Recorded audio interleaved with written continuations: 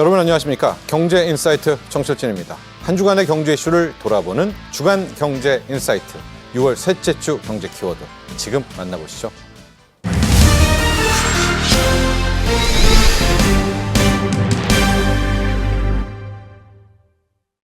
전반적으로 이번에 G7 정상회의 또 이재명 대통령의 행보 어떻게 보셨습니까?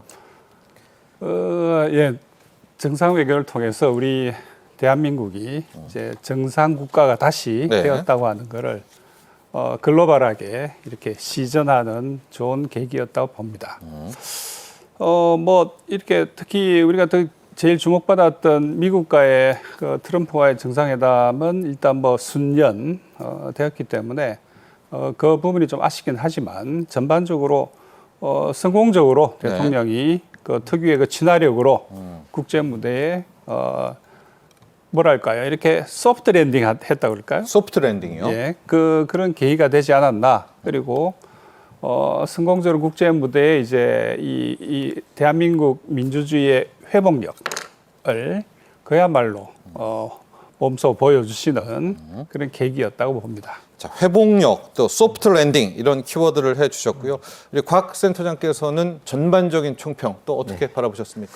저는 그 트럼프 대통령이 갑자기 이제 미국으로 돌아가면서 이 한미 정상회담이 불발됐잖아요. 네. 참 아쉬웠는데 그럼에도 불구하고 이 G7 회담에서 이 한국이 글로벌 공공재 제공국으로서 네. 국제 에너지라든지 또 AI 협력의 중심축임을 좀 명확하게 좀 드러내는 그런 자리가 아니었나라는 생각이 들고요. 네. 또 이 트럼프 대통령이 갑자기 이제 귀국함에 따라서 이 한미 동맹의 그 틀 안에서 이 좀 뭔가 저희들이 관세라든지 이런 경제 문제에 대한 합의가 이루어졌으면 참 좋았을 텐데 그렇죠. 네. 그게 참 아쉬웠는데 아마도 조속하게도 정상회담 일정이 다시 잡히지 않을까 저는 그렇게 기대합니다. 그래서 아마 7월 8일 이전에 네. 통상 현안에 대한 고위급 협의 채널이 불명히 좀 소통이 돼서 가동이 돼서 우리 정부가 충분히 국익을 지켜내지 않을까 이렇게 기대하고 있습니다. 네, 한미 정상회담은 이번에 없었지만 이재명 대통령과 이시바 시게로 일본 총리와의 한일 정상회담은 예정대로 추진됐습니다. 자, 곽 센터장님, 이번 한일 정상회담의 주요 내용 그리고 성과 한번 짚어주시죠. 너무 짧게 만나가지고 네. 뚜렷하게 어떤 성과다 이렇게 말하기는 참 힘든데요. 한 4가지 정도 이렇게 추려볼 수 있을 것 같습니다. 그래서 먼저 빨리 만났다는 거, 그러니까 조기에, 그러니까 이른 시점, 네. 취임 14일 만에 만난 거니까요. 상당히 빠르게 만났다. 예. 그래서 이 한일 관계와 또 동북아 외교에 있어가지고 어떻게 보면 중요한 전환점 이런 걸 제공했다. 이렇게 볼 수가 있을 것 같고요. 두 번째는 그 국익 중심의 실용 외교 기조에 따라 가지고 이 감정이 아닌 그 공통의 경제라든지 안보, 이해관계를 우선시하는 그 실용 노선을 좀 드러냈다. 네. 그런 점에서도 의미를 찾을 수 있을 것 같습니다. 그리고 세 번째는 그 한미 정상회담이 무산됐잖아요. 네. 대신에 이제 한일 정상회담이 이렇게 성사가 되면서 그 외교적 공백을 어느 정도 최소화시켰다는 점에서 좀 의미를 찾을 수 있을 것 같고요. 마지막은 아마도 나토라든지 또 에이펙 등에서 이 한미일 3국 공조 구도로 이렇게 자연스럽게 넘어갈 수 있는 그런 발판을 닦은 게 아닌가. 이렇게 생각을 하고 있습니다. 우리 한국과 일본은 그동안 이제 셔틀 외교라는 부분이 있었지 않았습니까? 이 부분은 어떻게 좀 이야기가 됐나요? 그 부분에 대해서도 아마 좀 네. 재확인했지 않았을까 싶습니다. 그렇습니다. 셔틀 외교 의지의 관계도 또 재확인을 하게 됐고요.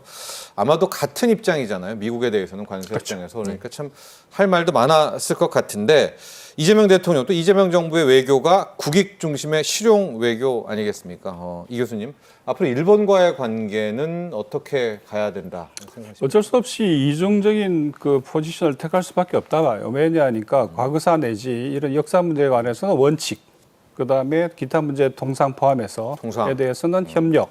그러니까 원칙과 협력이라고 하는 두 개의 트랙을 따라서 외교가 전개될 수밖에 없는 구도인데 네.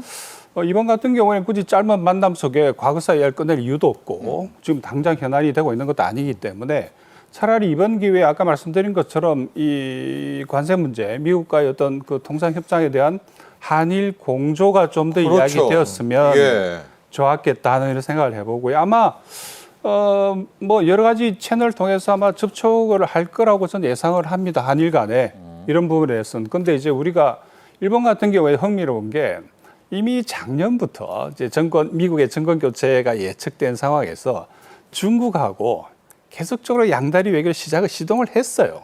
이미. 일본이요? 예, 이미 군사적 교류까지도 심지어. 그러니까 그걸 이제 그쪽에서 이야기하는 더블 바인드 외교라 이야기하는데 양다리죠, 쉽게 말해서. 그리고 러시아와도 뭐 계속적으로 물밑에서 여러 가지 이야기를 하고 있었단 말이죠.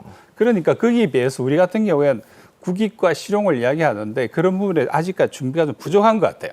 그리고 아까 관세 문제도 마찬가지지만 예. 실은 미국한테 이렇게 이야기를 해야 됩니다. 우리가 지금 정권 교체된 지 며칠 됐냐. 무슨 수로 우리가 이 현안 6개 현안을 다 그렇죠. 조정하고 다 억울하죠, 해결할 우리는요. 예. 거냐라고 양해를 구하고 동시에 충분히 근거가 있는 이야기잖아요. 어떤 누구도 정권 교체 한 달 만에 이 엄청난 현안을 처리할 수 있는 능력이 있는 나라는 없습니다. 그렇기 때문에 이 부분에 대해서 우리가 미국한테 양해를 구하고 우리는 7월 8일 지킬 수가 없다. 네. 처음부터 그렇게 이야기할 수 있었어야 돼요. 그래서 이런 부분에 대해서 아무튼 일본 같은 경우 특히 자동차 크게 물려 있지 않습니까? 네. 우리는 뭐 반도체 다 물려 있지만 이런 부분에 각각에 대해서 어떤 이슈별로 일본하고 그 공조해야 됩니다. 지금. 네. 이번에 이재명 대통령 호주 총리와의 양자 회담도 있습니다. 이 내용도 함께 좀 정리해 주시죠. 저는 일단 그 에너지 광물 중심으로 해서 호주와의 관계가 이야기된 것 같은데 그것도 역시 너무 짧았어요. 너무 짧았기 때문에 깊이 있는 이야기를 할 수가 없을 거로 예상이 되고 네. 제가 좀 한 가지 대목에 다행스럽다고 할까요? 그 생각한 것 중에 한 가지는 뭐냐면 과거에 윤석열 정부 시절에 호주와의 관계에서 호주의 그 오크스 군사동맹에 우리가 같이 하는 것 할 것처럼 그 이야기가 돼 있었단 말이죠. 예. 그러니까 한미일 군사동맹 뭐 이야기가 계속 나오는 와중에 동시에 지금 미국, 영국, 호주가 만들어 있는 이 태평양 남쪽에서의 그 오크스 군사동맹에 지난 정부에서는 우리도 한다는 이야기가 있었는데 이번에 보니까 그런 이야기는 전혀 없었다 하는 부분은 뭐 그나마 저는 좀 다행스럽다고 보고 네. 왜 특히 그러냐면 지금 그 호주 역시 이 보면은 양다리 외교를 해요. 미국하고 같이 하면서 동시에 중국하고도 관계가 쌓기 노력하거든요. 양쪽 다 양다리 안 하는 나라가 없다고 해도 좋을 정도인데 그런 면에서 본다면 우리가 지금 새로 이 새 정부가 새 정부 표 외교 전략이 아직 완성이 안 돼 있지 않습니까? 예. 그런 상황에서 급히 이제 데뷔전을 치른 셈이고 그 뭐 나쁘지 않은 성과를 갖고 온 셈인데 그렇게 본다면은 앞으로 이 새 정부가 외교 전략을 이제 완성해 가는 과정이다. 그런 과정에서 이제 호주와도 만나고 특히 뭐 남아공, 브라질, 인도 등등 아주 중요한 앞으로 우리가 외교 전략적 교두보 역할을 해줘야 될 공조할 팀들. 그렇죠. 예. 특히 글로벌 사우스 같은 경우에 우리가 계속 접근해야 됩니다. 예. 그런 면에서 본다면은 이런 브릭스 나라들 이런 나라들하고 어떻게든 이번뿐만 아니라 나토건 어디건 계속 관계를 강화해 나가야죠. 자, 호주 총리와의 정상회담도 있었고 그 바로 전에 남아공 대통령과의 정상회담이 있었는데요. 곽 센터장님, 지금 G7인데 G20 정상이 있습니다. 11월이죠. 예. 여기 개최국이 남아공. 남아프리카 예. 공화국 아닙니까? 예. 또 그런 의미도 있습니다. 네. 그렇죠. 어떻게 보면 또 다른 중요한 다자 무대가 하나 기다리고 있는 거죠. 그 에이펙 예. 이어서 바로 이어지는 무대이기 그러네요. 때문에 우리나라에서 어느 정도 이제 또 친밀감을 익숙하게 만든 다음에 그 분위기를 G20까지 이어가면 참 좋겠다 그렇죠. 생각을 하고 있습니다. 그래서 특히나 또 남아공 같은 경우는 우리가 바라볼 때 아프리카에서 어떻게 보면 경제 협력을 확대할 수 있는 가장 중요한 파트너 중에 하나거든요. 그래서 이번 만남을 통해서 이 경제뿐만 아니라 또 다양한 뭐 정치라든지 기술이라든지 이런 분야까지 이렇게 협력을 확대하기로 한 점에 대해서는 상당히 의미를 저희들이 부여할 수 있을 것 같아요. 네. 그리고 또 G20 정상회의가 이제 예고되어져 있잖아요. 그래서 이 남아공 정상회의, 남아공에서 이 G20를 2011월에 개최를 하는데 그때 다시 한번 뭐 우리나라 대통령, 이 대통령이 참석하겠다라고 명확하게 이렇게 뜻을 밝힌다는 점도 어떻게 보면 또 의미가 있는 모습이 아니었을까 이렇게 생각을 하고 있습니다. 예. 저는 솔직히 말씀드리자면 G7보다 G20가 더 중요하다고 봅니다. 왜냐하면 그럴까요? 예. 왜냐하면 거기에는 중국, 러시아가 다 오잖아요. 그렇기 때문에 네. 우리가 건질 것도 훨씬 더 많아요. 그리고 지금 최근에 이게 세계 경제 돌아가는 걸 보면 이 세계 GDP 규모, 특히 그 구매력 지수로 따져보면은 G7을 브릭스가 추월해 버렸어요. 경제가 더 커졌다는 이야기죠. PPP 기준, 구매력 기준으로. 그렇게 본다면은 지금 G7 같은 경우는 그들만의 리그로 글로벌 사우스에서는 본단 말이죠. 네. 그런데 이제 G20는 장이 달라져요. 더 넓어지고 더더군다나 현재 이 다극화 세계라고 이야기하지 않습니까? 거기에서 중국과 러시아도 오고 아까 이야기한 거기 뭐 인도, 네. 그다음에 저기 그 남아공, 특히 브라질, 브릭스가 오네요. 브릭스가 네. 온단 말이죠. 그렇기 때문에 이 그쪽으로 들어가기 위한 교두보로서 이번 같은 경우에도 이제 남아공, 뭐 인도, 브라질과의 회담을 활용을 전략적으로 할 필요가 있었다는 이야기죠.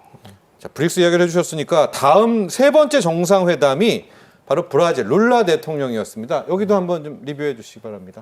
그러니까 그 특히 브라질 같은 경우 사실상 남미의 거의 뭐 중심 국가 아닙니까? 예. 거의 뭐 남미의 거의 뭐 절반 가까이를 차지한다 봐도 좋고 경제력으로 보나 그다음 기타 등등 여러 가지로 그렇기 때문에 특히 그 브라질과의 관계에서는 굉장히 중요합니다. 왜냐하니까 이게 브릭스에서도 지도적인 국가이고 그다음에 아까 말씀드린 글로벌 사우스에서도 굉장히 비중 있는 나라란 말이죠. 예. 그 브라질 같은 경우는 러시아도 함부로 할 수 없는 비중을 갖고 있는 나라이기 때문에 자원 강국이잖아요. 네, 네. 엄청난 나라 아닙니까? 그렇기 때문에 정말로 알짜배기.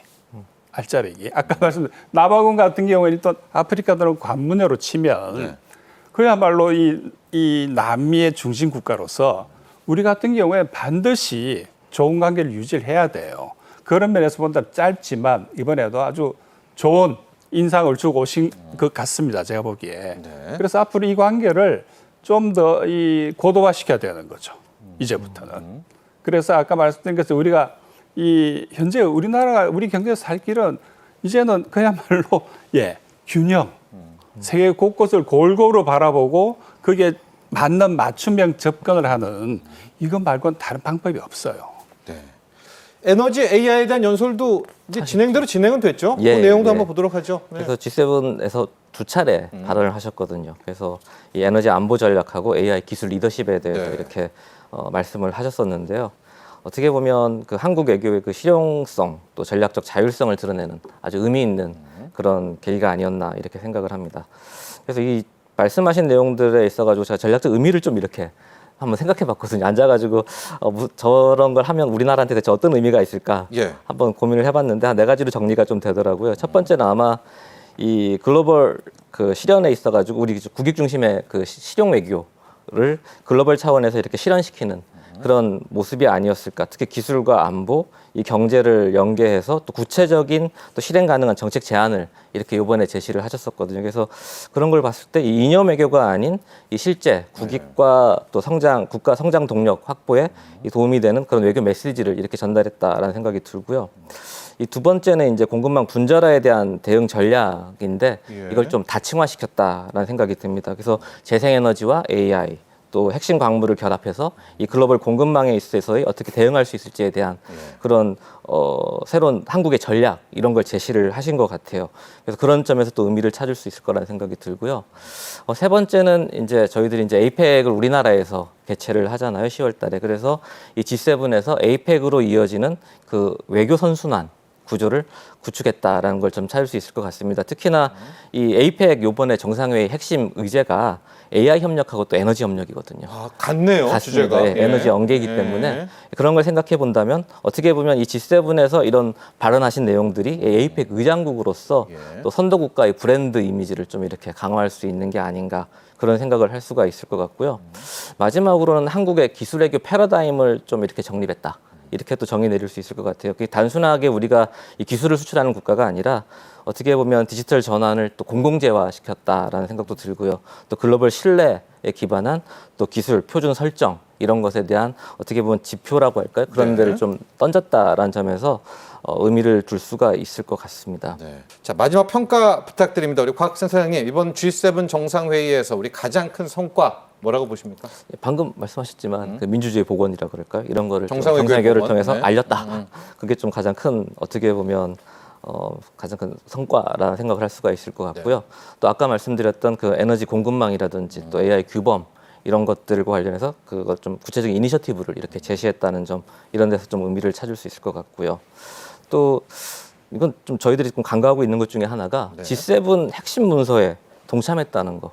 그 협력 체계에 어떻게 보면 편입했다는 저는 생각을 좀 하고 있는데 네. 그 카나나스키스 산불 헌장 그거와 또 G7 핵심 광물 행동 계획 이런 것에서 우리가 같이 서명을 했다는 것에 있어 가지고 좀 의미를 둬야 되지 않을까 이렇게 생각을 하고 있습니다. 네.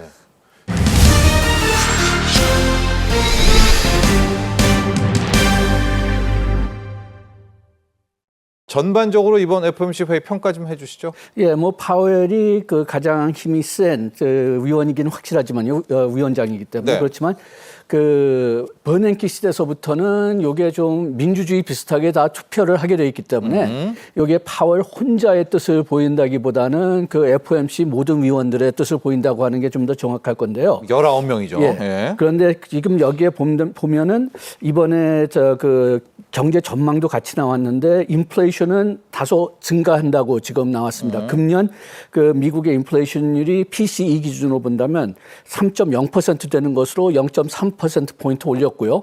근원도 역시 0.3%포인트 더 높아질 거라고 지금 나왔습니다. 그리고 그 경기도 좀 둔화될 거다. 그 3월에는 1.7% 성장할 거라고 예상했는데 지금은 1.4%예요. 그래서 경기 침체가 좀 있지 않겠느냐 뭐 그렇게 생각할 수도 있지만은 실업이 그 연준한테는 더 중요하거든요. 일자리를 보게 돼 있으니까요. 거기서는 그 실업률이 4.4에서 4.5%밖에 안 올라간다고 얘기했습니다. 예. 그렇게 된다면 아직까지도 인플레이션을 더 걱정해야 된다는 결론이 나오고요. 그래서 금리 인하는 좀 될 수 있으면 좀 늦추겠다는 그런 뜻을 표시한 것 같고, 그 다음에 또 지금 트럼프 대통령이 계속 강력하게 금리를 내려라 이렇게 얘기하는데 네. 이것을 잘못 받아들이면은 그러면 연준은 정치권을 따라간다는 그런 인상을 주기 때문에, 그렇기 때문에 트럼프 대통령이 더 많이 내리려고 한다면은 오히려 연준 쪽에서는 내리지 말아야 된다. 그래가지고선 어떤 면에서는 트럼프 대통령이 진짜 금리를 내리고 싶다면은 전략을 좀 잘못 잡았을지 모르겠습니다. 네. 오히려 말을 안 하지 않고 가만히 있으면은 좀 내릴 가능성이 좀 높을 것 같은데. 네. 말을 할 때마다 아마도 연준은 좀 느리는 것을 좀 확률을 내릴 거고요. 그다음 그렇지만은 지금 전표가 나왔는데 뭐 전표는 그렇게 믿을 만한 게 못 된다 그렇게 파월 의원장이 얘기는 했지만은 그렇지만은 지난번하고 이번하고 뭐 별 큰 차이는 없었습니다. 그래서 금년에도 아직도 2번 인하할 거다. 0.5%포인트 인하할 거다. 그렇게 나왔는데 지금 요것은 그 데이터 디펜던트, 그러니까 데이터를 보고하겠다고 하니까 관세에 따른 인플레이션율이나 지금 그 이스라엘 전쟁 때문에 그 나타나는 인플레이션율이 생각보다 더 높아지면은 요것보다 덜 내릴 수도 있다는 이야기죠. 네. 이번에 6월 FOMC 성명서에서 좀 어떤 힌트를 찾아볼 내용들이 좀 있을까요? 예, 지금 막 얘기했지만은 실업률이 그렇게 뭐 나쁘지 않았다. 네. 그런 언급이 하나 있었고요. 그러니까 고용시장 괜찮다. 예, 고용 네. 그러니까 지금 연준은 우리나라 한국은행은 주로 인플레이션을 제일 목적으로 잡고 있는데 연준은 두 목표를 동등하게 보게 돼 있습니다. 일자리 창출하고 물가하고. 예. 그런데 아까 좀 말씀드렸지만은 경제 성장보다는 일자리에 더 우선을 두게 돼 있어요. 그런데 일자리 감소가 뭐 그렇게 심하지 않았다면은 금리를 내릴 이유가 그만큼 없다는 거죠. 고용 괜찮다. 예, 그래서 네. 고용 괜찮다. 그 다음에 성장하고 전망이 좀 덜 불확실해졌다. 그 다음에 그 노동 시장과 물가가 또 역시 덜 불확실해졌다. 그러면은 좀 어느 정도 안정화돼 가고 있다는 말이 되거든요. 그렇죠. 예, 그런데 경제에서 제일 싫어하는 것은 하향보다도 불확실성입니다. 예. 그래서 불확실성이 해소되니까 뭐 실제로 해소될지 않을지는 이제 계속 봐야 되겠지만은 지금 좀 불확실성이 해소되는 것 같으니까 지금 그렇게 너무 뭐 손을 댈 필요는 없다. 그런 판단을 하는 것 같습니다. 네.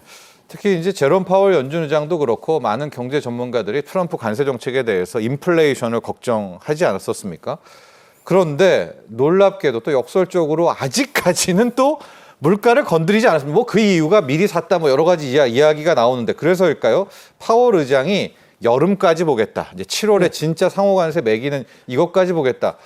와, 계속 기다리네요, 파월 의장은. 아니요, 우리가 지금 어떤 면에서는 우리가 지금 뭐 정보 위주의 경제가 됐다고 해가지고 우리가 좀 잊어버리는 게 많은데 네. 아직까지도 상품은 물리적으로 이동을 해야 됩니다. 예. 그런데 그 4월에 트럼프 대통령이 그 중국에 145% 관세를 때렸잖아요.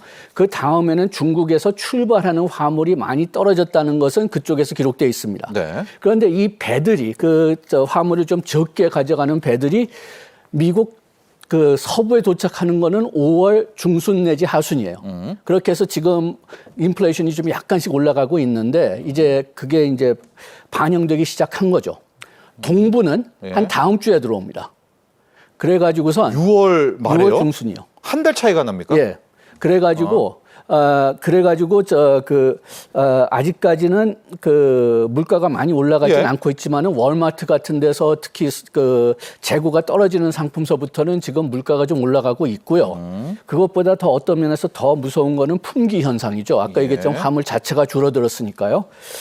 그런데 물가 상승은 우리가 처음에 예측했던 것보다는 좀 덜 올라갈 것 같습니다. 그 이유가 크게 두 가지 있는데, 첫째는 지금까지는 재고가 떨어져 가지고선 재고가 있어 가지고선 거기에 따른 물가 현상을 별로 보지 못했는데 그 중국에 대한 그 관세율이 145% 예상됐을 때는 수입을 아예 못 하든지 아니면 가격을 뭐 2배, 3배 올려야 된다고 생각했는데 그 관세를 30%로 줄였잖아요. 네. 그렇게 되니까 지금 당장은 좀 풍기 현상이 있을지 몰라도 우리가 다시 재고를 채울 수가 있는데 좀 전에 생각했던 것보다는 싸게 채울 수가 있다. 그래가지고선 인플레이션이 우리가 처음 생각했던 것보다는 좀 낮아질 것 같고요. 그 다음에는 또 이렇게 많이 그 기업들이 예상을 하고 있으니까 거기에 대해서 조치를 좀 취할 겁니다. 네. 그래가지고선 우리가 처음 예상했던 것만큼 물가가 인상되지 않을 수는 있지만은 그렇지만은 어느 정도 물가 인상은 보일 거고 그게 얼만큼 보일 거냐 그것은 동부에서 일단 물건이 부족하기 시작했을 때서부터 아까 얘기했지만 이게 6월 중순 한 지금 정도 네. 아니면 다음 주 정도 되니까 알겠습니다. 그러니까 그만큼 시간이 걸려야지 이제 파악을 할 수가 있는 거죠. 이제 뭐 경제 성장률 전망까지 셉도 같이 나오는데 성장률 전망은 하향하고요. 반면에 또 물가 상승률 목표치는 또 상향 조정하고. 근데 우리가 아는 경제학에서 배운 물가 올라가고 성장률 떨어지는 스태그플레이션을 용인한 건가? 또 이런 생각도 드는데 우리 교수님께서는 이번에 어떻게 보셨습니까? 용인한다기보다는 어느 쪽으로 뛸지 모르니까 네. 그러니까 그냥 어떻게 할지 몰라가지고서 나온 결과가 아닌가 좀 생각이 좀 드는데요. 어떻게 할지 몰라가지고요. 네. 1분기의 성장률은 미국의 성장률은 마이너스 0.2%였죠. 예. 그런데 지금 GDP now 그러니까 애틀랜틱시의 연준이 실시간 GDP 성장률을 계산하는 거 보면은 어저께 확인해봤더니 연율로 3.4%입니다. 그러니까 갑자기요? 회복이 네. 그만큼 될 거라고 지금 예상하는 거고, 예. 그리고 지금 뭐 노동 시장도 그렇게 나쁘지 않고, 그러니까 지금까지 좀 어떻게 본다면은 좀 연준하고 주식 시장도 조금 안이하게 좀 돌아섰잖아요, 미국에. 네. 그런 이유가 지금 이렇게 미국 경제가 우리가 1분기에 생각했던 것처럼 나쁘지는 않을 것 같다. 그런 생각이 좀 많이 도는 것 같은데 그 이유 중에서 하나가 되는 게 타코라고 그러죠. 네. 트럼프는 문제가 생기면은 언제든지 후퇴한다. 네. 그래가지고선 지금 여기서 뭐 인플레이션이 올라갈 것 같다, 경기 침체가 심해질 것 같다면은 그러면은 거기에 원인되는 자기 정책을 다 후퇴할 것 같다고 그렇게 계산해가지고선 지금 그래도 좀 안이하게 될 것 같다고 얘기하는데 네. 상당히 상당히 많은 분석가들이 그러면은 위험을 너무 과소평가하는 게 아니냐 이런 얘기를 좀 하고 있습니다. 정말 모르네요. 네, 그러니까 누가 맞는지 모르네요. 네, 그분들은 또 과소평가하고 시장은 또 트럼프가 결국은 해주겠지 이렇게 평가하고 아마도 그래서 제롬 파월 연준 의장이 가을까지 여름에 다 보고 9월까지 뭐 보겠다 이렇게 이야기한 걸 수도 있는데 문제는 이 두 사람의 관계가 아주 악화됐고 다시 되돌릴 수 없게 됐습니다. 트럼프 대통령이 제롬 파월 연준 의장에 대해서 이디엇이다, 이 바보라는 표현을 썼거든요. 뭐 이래도 되는 겁니까? 연준에 지금 바보가 있다. 누가 봐도 지금 제롬 파월 연준 의장이잖아요. 금리를 안 내려주니까 굉장히 화가 난 것 같은데. 그런데 연준은 자기들의 독립성을 굉장히 중요시 여기고 있기 때문에 예. 이렇게 얘기하는 걸 일종의 영광이라고 생각할지도 모르겠어요. 그래요? 네. 그렇지만은 일단 시장에서 봤을 때는 연준이 너무 정치권을 따라가면은 그리고 70년대 이런 거 본 적이 있는데 예. 연준이 정치권을 너무 따라가면은 인플레이션이 굉장히 높아질 수 있다. 그럼 오히려 시장에 부정적인 역할을 하거든요. 예. 그래가지고선 연준이 독립성을 지키는 데 따라서 오히려 주식이나 금융시장이 잘 될 거고 트럼프가 만약 그 연준까지 조절하게 된다면은 그러면은 지금 그 경기 침체뿐만이 아니라 뭐 주식시장, 금융시장의 문제들도 지금 그 두려워하는 분석가들이 꽤 많습니다. 그래가지고선 오히려 지금 현재로는 파웰 의장이 독립성을 지키는 것을 상당히 좀 긍정적으로 표시하고 있는데요. 네. 그런데 지금 트럼프 입장에서는 금리가 내렸으면 좋겠다고 할 수밖에 더 없는 게, 뭐 지금은 좀 안정화됐지만은 한 5월에 그 국채 시장이 굉장히 요동쳤죠. 네. 그게 일부는 관세에 따른 뭐 물가 상승이나 뭐 그 정책 그 문제 때문에 이제 요동쳤고, 그 다음에 또 지금 와서는 미국의 재정 적자 때문에 이제 또 혹시 국채 시장이 요동치지 않을까 그런 염려를 하고 있는데, 이 그 미국 재정 적자에 가장 지금 염려되는 문제는 지금 현재 그 의회에서 논의되고 있는 예산안이거든요. 네. 그런데 그 예산안이 지금 있는 대로 통과된다면은 그러면은 그 재정 적자 수준이 상당히 늘 뿐만이 아니라 미국 국채 부담도 상당히 늘게 된다는 거죠. 감세안이죠. 네. 예, 감세안이지만 또 지출은 그렇게 줄이지 않았으니까요. 네. 그래가지고선 요게 만약 그 금리가 높은 때에 적용된다면은 그러면은 잘못하면은 뭐 지금 국방비보다 이미 그 이자 부담이 더 높고, 그리고 예산의 뭐 한 3분의 1 정도가 또 그 이자 때문에 나가지 않을까, 그런 것도 역시 염려가 되고, 그 다음에 또 트럼프 입장에서 또 민간 경제도 역시 네. 그 금리에 따라서 움직이니까요. 그래서 금리를 내리는 걸 바라고 있는 거죠.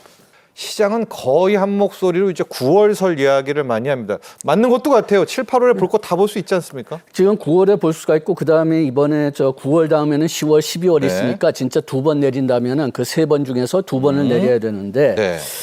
제가 한 가지 좀 여기에 대해서 조금 좀 의심 가지고 있는 예. 것은, 만약 그 관세에 따른 인플레이션 효과가 생각보다 크다면은, 그렇다면은 그 인플레이션이 올라가고 있는데 그 연준에서 금리를 내리는 거는 좀 이상하게 보일 수가 있단 그렇죠. 말이에요. 그렇게 해서 7월, 8월에 진짜 관세가 얼만큼 올라가느냐, 거기에 따라서 첫 인하가 9월이 될지 10월이 될지 그건 그때 봐서 판단해야 될 것 같고, 예.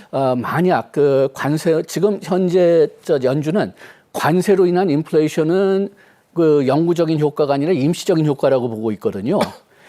그런데 그 생각보다 그 타격이 더 크다면은 그러면은 금년에 금리를 안 내릴 가능성도 생각을 해 두어야 될 것 같습니다. 네. 지금 미국이 특히 제롬 파월이 주춤주춤한다면 우리가 바로 또 공격적으로 금리 인하할 수 있을까요? 어떻게 보십니까? 향후 우리의 통화 정책이요? 우리가 필요하면 해야 되겠죠. 네. 그런데 지금 일단 추경이 들어갔고 금리 2번 내려갔고, 그 다음에 어떤 면에서 중요한 건 지금 그 부동산 시장이 또 그렇죠. 요동치고 있잖아요. 예. 그래서 금리가 내려가 가지고선 부동산 시장만 도움 준다면은 이거는 내리는 게 오히려 해가 되니까. 집값. 예, 그러니까 예. 일단 7월에 이제 DSR 강화된 다음에 그 다음에 보자. 아마 그런 판단을 내릴 것 같습니다. 그러면 미국의 9월 FOMC 회의니까 오히려 우리도 가을까지도 그 버틸 넘어갈 수가 가능성이 있네요. 크죠. 우리가 예. 전에도 몇 번 얘기했지만은 우리가 지금 금리 역전 때문에 우리가 금리를 내릴 수 있는 여지, 그러니까 제가 총알이라고 부르는데 그 총알이 별로 없거든요. 예. 그러니까 신중하게 써야죠. 알겠습니다. 자, 지금까지 양준석 카톨릭대 경제학과 교수와 함께했습니다. 오늘 감사합니다. 고맙습니다. 지금까지 6월 셋째 주 주간 경제 인사이트였습니다. 시청자 여러분 감사합니다.